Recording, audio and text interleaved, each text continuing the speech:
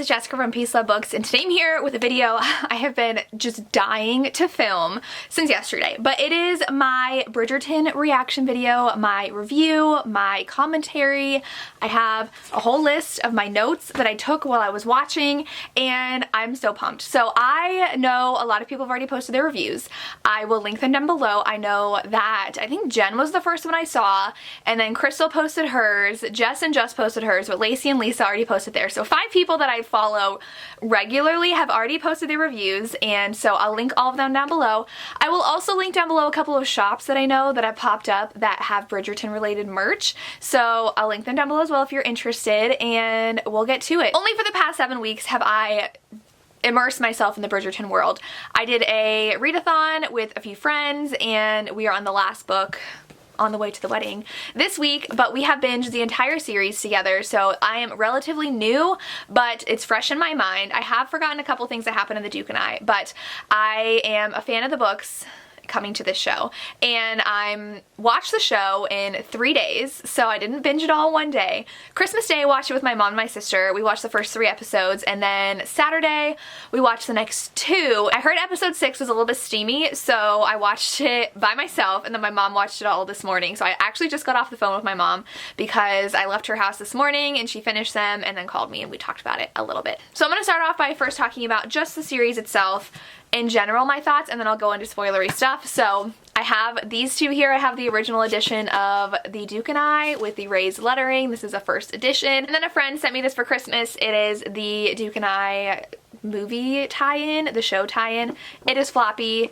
It's amazing. I'm so excited to have this. I actually now have 3 copies of this book because I also have a signed copy that Julia sent me for hosting the readathon, which is so sweet of her, but I'm gonna get to it. I will say, I'm gonna acknowledge that there are some faults to the show and there are some problematic things still in the show, and that's okay.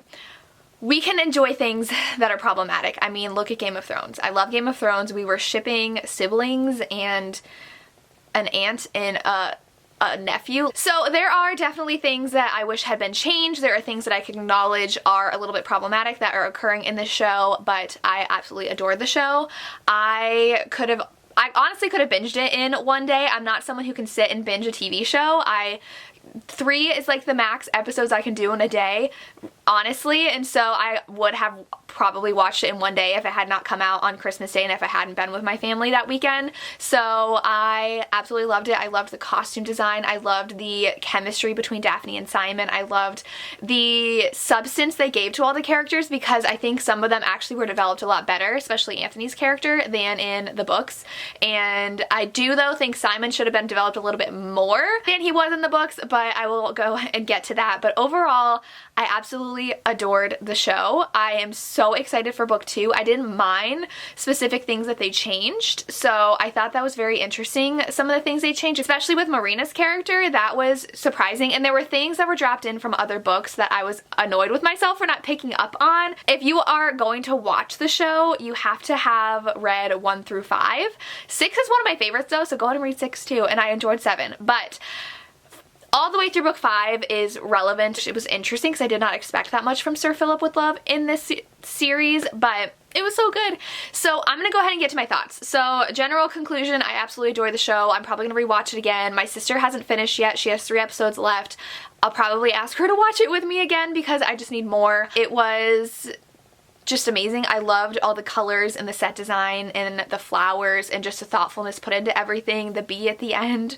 I feel like fans of the books got more out of the show than people who haven't read the books before, so I think it's interesting coming out as a perspective of someone who loved the books because there were little bit things in there that I adored because I've read the books, so let's get to it. So in the beginning, I'm not going to go episode by episode. I think Lacey goes episode by episode. I haven't watched all their videos yet because I don't want to like influence my thinking yet going into this. So in the beginning, I absolutely detested Anthony's character. Anthony's book's not my favorite. The Viscount Who Loved Me wasn't my favorite. I think I still gave it 4 stars. None of these I gave less than 4 stars. So he was very mean, and he was not that mean in the books. And now I know you should separate the book from the show. It's going to be different, but it's hard to when you've seen the characters be portrayed one way and if you liked it or not versus how they're portrayed in the show. And Anthony was really mean and not understanding of Daphne, which made me very annoyed because he wanted her, like he literally had the papers drawn up for her to marry Nigel, and she was adamant that she didn't want to, and even Violet was, and he was so rude to Violet. He was never that mean, what I remembered, to Violet in the books, and so I did not appreciate him talking to his mother like that. As someone who, like I just said, I just got off the phone with my mother. I love my mother, I respect my mother, and I think that that's how just I was raised. You don't talk back to your parents. He was very rude to her, and he wasn't like respectfully disagreeing with her. He was like, no, I'm right, like stop. And she gave it right back, so I loved that Violet's character was strong in that sense. She dished it right back to him and just like told him, you are overstepping yourself, like you need to check yourself, and I appreciated that. But I do think he was not as understanding as he should have been. I do think his character though developed the most throughout the season. He changed drastically, so except for the duel. The dang duel annoyed me to no end in the book and annoyed me to no end in the show. But after the duel happened, he definitely calmed down, and that's how he was in the book though too. It's just I think the show took it to a much more extreme, and especially him, I hated the double standard. So like especially him like carrying on with a mistress, and then he gets mad that like his sister's being like ruined by someone and she needs to be like properly engaged to someone of worth. And I hate the double standard between the women in the show and how like the guys are allowed to just go and be off with any woman they want and like do things with women they want, like Benedict did and Anthony, and then God forbid they're like the ladies even knew what sex was. That was a little annoying. It was hilarious when Eloise entered it and she's like, how does someone have a baby? And it was so funny. And I just hate though how the guys all know and the girls don't, and I'm just like, why? They're both of the same societal standing, like they're in the same family, yet there's such a difference between that. And I get that was the reality of the time period, but it was just quite annoying to me. So it's interesting though how Anthony was just so overprotective of his family, and we did not get the development with his dad, which I don't think we even got until book 2, so I'm really hoping they develop Anthony's background with his dad. I will say, I'm jumping all over the place, but we're on Anthony right now. I really appreciated the Siena plotline. So I was a little concerned that Siena, the opera singer, was going to be in it so much, but I think it was necessary for Anthony's character growth, for the ending with Anthony and how he was like, I need to find a wife and it's not going to be someone I love. The problem I had with his book was that I didn't think that his dad dying early was enough of him to say nobody's ever going to love me. I get he was worried about dying the same time that his dad did, but I was happy that the show broke his heart so that now he's even that much more averse to love. So when he meets Kate, hopefully he meets Kate, he will again be so adamant that he can't love someone because of having his heart broken before. So I appreciated the Siena plotline. I liked Siena. Like, can we get a little side story for her? I would love to see a book about Siena because she is an opera singer and like gentlemen want her, but she's not high class. And so I really loved her, and I loved how she was realistically like, Anthony, this is not going to work. And I thought it was interesting that Anthony actually like paid for her to have a house and like set her up and provided for her. That wasn't in the book, so that was very interesting. So that's literally my first bullet point on this entire list, if you can see that. We're gonna move on. So I loved Penelope and Eloise. They are the dynamic duo. They are my favorite characters of the entire show. I love them so much. I loved Eloise and Benedict's little relationship, how they were like buddies who smoked together in the front yard. I loved that so much. We didn't have that in the books. And I do think that Eloise and Penelope are just adorable, and Eloise is definitely one of my favorite characters of the entire show. I'm so excited for her romance, so I don't think we're gonna get it for a long time, especially with Philip's character, with what happened with him, but I really love them. I do think that their fight was hurtful to me. I see how it was necessary when Penelope is just so distraught over Colin and Marina that she yelled at Eloise and got upset. I understand it, but we never had that fracture in their relationship in the books, and so it really broke my heart to see them upset with each other because we didn't have that before.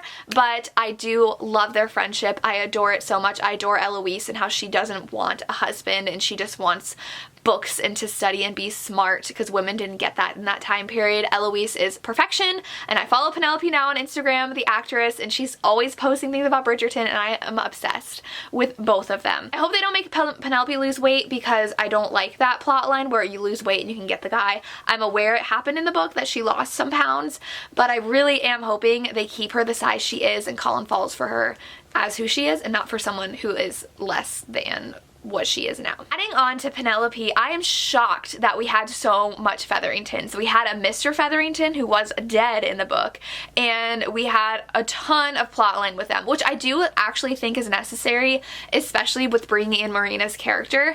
And I was mad that we had Marina for a while because I was like, what is the point of having this extra plot line, having more drama with Colin and Penelope? Like, that wasn't anywhere in the books, but with where it went, it was so necessary, and I loved how they connected it to Philip. I feel like a dummy because I did not realize, first of all, that George Crane was Philip's brother when they mentioned it. Alicia from my Binging Bridgerton readathon, she's one of my co-hosts, she had said, oh my god, it's George. And I'm like, did you just spoil something? But she was behind me, and I was like, what do you mean it's George? And I was like, oh my god, George is Philip's George, and George is dead in the books. And I'm like, what the heck? And so I loved that connection. And then I'm like, duh, Marina, duh, she's a character in Philip's book. And I was so angry at myself for not getting that Marina was, let me even double check. Let me grab To Sir Philip with Love. So, page 1 in To Sir Philip with Love, they're talking about Marina, and I'm just like, dummy. I'm so annoyed. Concerned with Marina's future in the show because of how Sir Philip starts. But I loved that connection, and now I'm like, no, we have Philip, and Philip's one of my favorites of the entire series. So I was like freaking out when he showed up in the last episode. Like, it's Philip! And the fact that now Marina is Marina, dummy, and she's gonna marry Philip. And I'm like, oh, and Philip's gonna have kids. And it was interesting that they're not actually Philip's kids, because that was a big part of his book, the fact that he has kids. And so I'm excited. I'm so excited for that plot line. I'm so in love with the fact that they have Marina now. I loved how she was in there and how she was pregnant. Now they're trying to get her a husband. It shows so much about that time period and how George, and she got his letter, like his half-written letter, got to see it, and I loved that whole wrap-up of that. And I'm very sad for Marina, but I'm very happy we had that plot line. I loved it, so I'm very happy that actually happened, because in the beginning I was just like, why is this character adding more drama to the show? So yes. Okay, all I wrote down was Nigel is gross. He is disgusting. They made him even worse than he was in the books, and so that really showed how adamant Daphne was that she did not want him, and how appropriate it was that she punched him and that Simon beat him up. I was a fan of that. I'm surprised we had no Francesca, but she wasn't really around in the books, but I wonder why they didn't put her around in the show. There wasn't really a reason. They just said she was at Bath, which I was surprised by, so that was very interesting, especially because Eloise is still there. So I don't know what the point was of not having Francesca. Maybe it's because I love her book. Her book's my favorite, so I was kind of sad we didn't have her.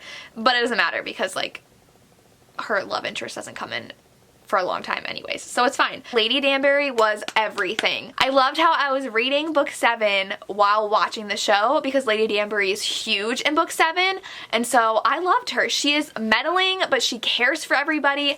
I was surprised that they had her as such a big part of Simon's life, because she was not in the book, and I feel like she had an even bigger part in the show. I loved her. I was here for it. She is just the most amazing, insightful, kind of meddling, but just like wanting the best for everybody character.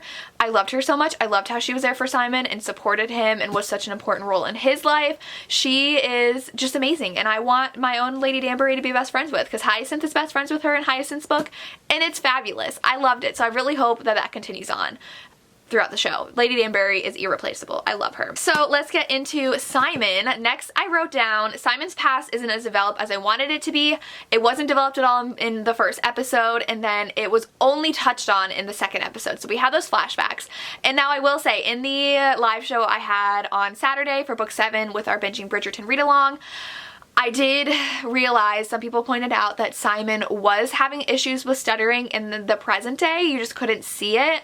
And I paid attention to it from 6 on, and it was there. And so I think you really have to pay attention. I really want to rewatch it to see his struggle with his stutter, because in the book we get their thoughts. And so you could see Simon stuttering much more clearly in the book and not in the show. And I think that's what endeared me to him even more in the book, is that he still struggled with it as an adult. As much as he's overcome it, he still has issues when he gets very emotional or not able to put his thoughts together. He still has a bit of a stutter.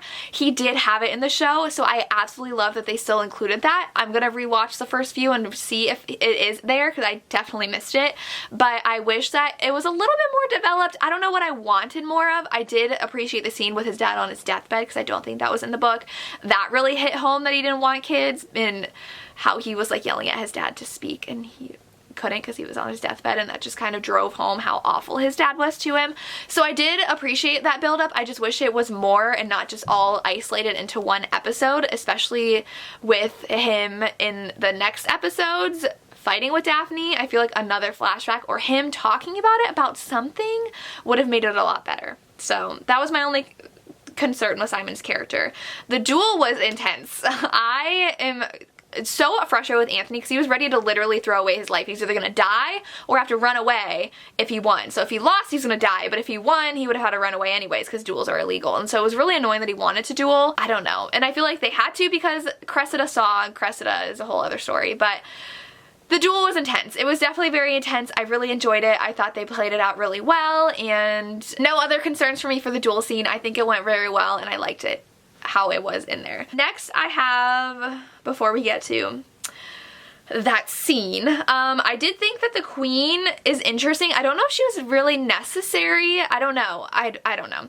I have mixed feelings about the queen because she wasn't in the books at all, and I don't think she was necessary. People said she kind of added to the drama, but I feel like that's what Lady Whistledown was there for. With Lady Whistledown, they're all obsessed with their appearances and marriage and all that. Did they really need the queen there?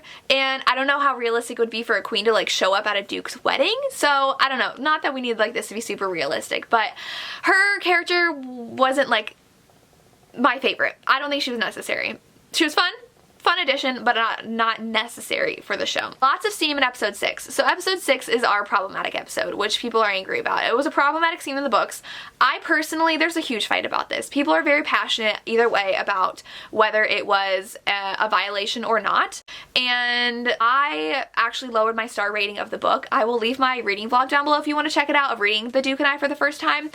I was not a fan of this scene in the book. Now in the book he is drunk and he says stop a couple of times. So I do think that the book was worse than the show. The show I wished didn't include the scene. It wasn't necessary. I do think they made it even worse having a black actor and a white female actress playing the parts where it is a white woman taking advantage of a black man. I know there are a lot of concerns of that, and I'm not a fan of them making that decision, especially with the race choices of the actors. I love that they diversified the cast. I'm very happy that they added that into the show, but I do think they should have taken more into consideration that scene and why it was actually necessary. I don't think it was necessary. I wish that Daphne would have learned about it and that broke up their marriage instead of her doing that, taking advantage of him, violating his trust and violating his consent, because he said wait in the show and she didn't, and she knew what she was doing, and it was a very big violation to me. I didn't appreciate it, so I didn't want it in the show. It was in there. We can acknowledge it was very problematic. I think that Daphne should have had much more repercussion because of it. She still made it seem like she was in the right and Simon was in the wrong, and that made me very angry. So that was my fault in the book too. I think that she should have had a lot more repercussions for what she did than what she had, and I wish if they had included that scene, which they did, that she would have had more repercussions, which she didn't. It was just that her and Simon's marriage almost went to shambles, but I don't think she ever realized what she did was wrong. We didn't see that in her character, so I didn't appreciate that being in there. I did notice people on Twitter were also saying, I just want to address this, that they did cast a lot of characters of color, but most of them were characters who were the most troubled, the most traumatized characters. We have Simon, who was traumatized by his father. We have Marina, who is pregnant and being just treated horribly throughout the whole thing. We have Simon's best friend, who's a fighter, who is trying to provide for his family and having to give up his honor to do so. I don't know. That was very interesting that someone pointed out, and I do agree that that is something that happened. I really liked how Daphne was friends with her maid, Rose. That was cute. I loved that. I do think that I was not a fan of how malicious Penelope's character was as Lady Whistledown. If you haven't read book 4 yet, sorry it's ruined for you. We know that Penelope's Lady Whistledown, and they revealed it at the end. Gossip Girl didn't reveal Gossip Girl until season like 10, so I don't know why they had to reveal that it was Penelope. I'm kind of mad, and I didn't like her little smirk at the end because it made her seem much more malicious than she is in the books. She just wants to talk about drama, and she wants to be Lady Whistledown. She wants that for herself. She doesn't want to like stir up drama in society. That's not why she wants to be Lady Whistledown, and that feels like that's what they made her be like in the show. I didn't like how she was malicious towards Marina. I get it. She did show remorse when she went to Eloise and cried to her, and she was just broken because she had to do that. She was friends with Marina, but she had to save Colin, so she did it. I don't know if I liked her doing that because Penelope's not that malicious in the books, and but she did feel helpless. And she had to do something, so she had to do that without breaking Colin's and Marina's trust by telling as Penelope, so that was sad. But I liked how Colin apologized at the end. He's like, I'm sorry, I know you were trying to protect me. Colin and Penelope. I love them. Sad that Colin's leaving, but we know their book's not for like 10 years, so I wonder how they're gonna do that. I liked Simon's boxing friend. I liked that storyline. Penelope and Colin again. I felt like crying like 10 different times in the show, honestly, especially near the end of a couple episodes, especially from Penelope, definitely. Colin's not as funny as he was in the books, which I thought was interesting. He's not as jokey, which is interesting. I wonder if they'll add that into the next season. Daphne grew a lot, I noticed, throughout the series, which I really appreciated. She grew from the beginning to the end. She was much more mature and aware. I don't think she learned from her mistakes though, but she felt just like more mature coming back to help as the older sister than she did in the book. So I guess she's not even older. She's younger than all three brothers. Anthony grows, I already said that. The Featheringtons and Philip, I'm freaking out. Like, all I wrote was Philip in caps and like 4 exclamation points because I love Philip so much. So that's all of my notes. That is what I thought about the show. I loved all the balls. I loved all the costumes. I love the Featherington outfits. Like, I'll take the Featherington outfits. I love their sitting areas. They're like receiving rooms, how different the Featheringtons and the Bridgertons were. I loved that. I loved the family dynamics. I loved the send-off for Colin at the end. That was adorable, and I loved ending with Anthony saying, I'm ready to find a Viscountess, and how I'm not going to love her, and then the bee at the end. Everything was perfection. I loved it. So while I did have a couple concerns while watching, and I admit there are some problematic things, there's just a lot of discussions to be had. I don't have a right answer. I can just tell you there are things that were problematic that I wish were not involved, that I wish were handled differently, but I can appreciate all of our actors and actresses that were in here. I thought they were perfectly cast. I absolutely love them. Penelope and Eloise are my favorite. I loved Simon. I loved everybody. I loved everything of this show. So that is all I have. Let me know your thoughts. This is going to be a pain to edit because it's literally me talking for 25 minutes straight, but let me know what you think. And that's all I have. So I'm definitely going to be doing a series review once I'm done reading book 8. I will do a book review of all the series, definitely. Make sure you check out everybody who has done this video down below, and I'm also going to do a guide to what you should read next after binging Bridgerton, so that's going to be coming tomorrow, so keep an eye out for that. But that's all I have. As always, thank you so much for watching and have a good day. Bye.